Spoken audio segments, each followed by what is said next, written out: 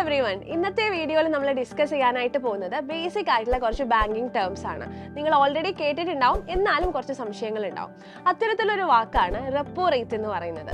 അപ്പോൾ ജനറലി ഞാനിപ്പോൾ നിങ്ങളോട് ചോദിക്കുകയാണ്, എന്താണ് റെപ്പോ റേറ്റ് എന്ന് ചോദിച്ചാൽ നിങ്ങളുടെ ഒക്കെ മനസ്സിൽ വരുന്ന ഒരു ഉത്തരമാണ് ബാങ്കുകൾ RBIയിൽ നിന്നും കടമെടുക്കുന്നു, ആ കടത്തിന് ബാങ്കുകൾ കൊടുക്കുന്ന പലിശയ്ക്കാണ് റെപ്പോ റേറ്റ് എന്ന് പറയുന്നത്. ഇതാണ് ജനറലി എല്ലാവരും പറയുന്ന ഉത്തരം.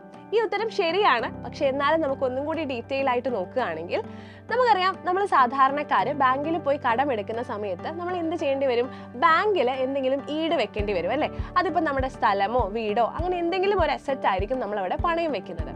ഇതേപോലെ ബാങ്കുകൾ RBIയിൽ ചെന്ന് കടമെടുക്കുന്ന സമയത്ത് ബാങ്കുകൾ എന്ത് ചെയ്യേണ്ടി വരും? എന്തെങ്കിലും ഒരു അസറ്റ് നമ്മുടെ RBIയിൽ ഈട് വെക്കേണ്ടി വരും. ഇതെപ്പോഴും ഗവൺമെന്റ് സെക്യൂരിറ്റീസ് ആയിരിക്കും. ഇങ്ങനെ ഗവൺമെന്റ് സെക്യൂരിറ്റീസ് ഈട് വെച്ച് ലോൺ എടുക്കുന്ന സമയത്ത് ബാങ്കുകൾ RBIയുമായി ഒരു കരാറിൽ ഏർപ്പെടും. അതായത് ഇത്ര കാലത്തിന് ശേഷം ഇത്രയും പലിശയും അടക്കം ഈ ഗവൺമെന്റ് സെക്യൂരിറ്റീസ് റീപർച്ചേസ് ചെയ്തോളാം, അല്ലെങ്കിൽ ഈ ഗവൺമെന്റ് സെക്യൂരിറ്റീസ് തിരിച്ചെടുത്തോളാം എന്നായിരിക്കും ഈ എഗ്രിമെന്റ്. അപ്പോൾ ഈ എഗ്രിമെന്റിനെയാണ് റീപർച്ചേസ് ഓപ്ഷൻ അല്ലെങ്കിൽ റീപർച്ചേസ് എഗ്രിമെന്റ് എന്ന് പറയുന്നത്. ഇതിനെയാണ്, ഈ റീപർച്ചേസ് ഓപ്ഷനിൽ നിന്നുമാണ് ഈ റെപ്പോ റേറ്റ് എന്ന് പറയുന്ന പേര് വന്നിരിക്കുന്നത്.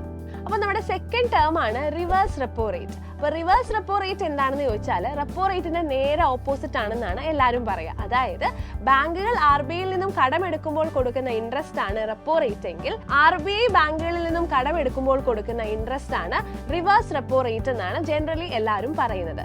ഇത് നമ്മൾ ഒന്നും കൂടി ഡീറ്റെയിൽ ആയിട്ട് മനസ്സിലാക്കാൻ നമുക്കൊരു സിമ്പിൾ എക്സാമ്പിൾ എടുക്കാം. അതായത് നമ്മളടുത്ത് അത്യാവശ്യം പൈസ ഉണ്ട്, നമ്മളടുത്ത് നിറയെ പൈസ ഉണ്ട്, നമ്മുടെ ഡേ ടു ഡേ ലൈഫൊക്കെ ആസ്വദിച്ച് നമ്മളടുത്ത് പൈസ ഉണ്ടെങ്കിൽ നമ്മൾ എന്താ ചെയ്യുക? നമ്മളടുത്ത് എക്സ്ട്രാ വരുന്ന പൈസ നമ്മൾ ബാങ്കിൽ കൊണ്ടുപോയി നിക്ഷേപിക്കുകയും ബാങ്കുകൾ നമുക്ക് പലിശ തരികയും ചെയ്യുന്നു അല്ലേ?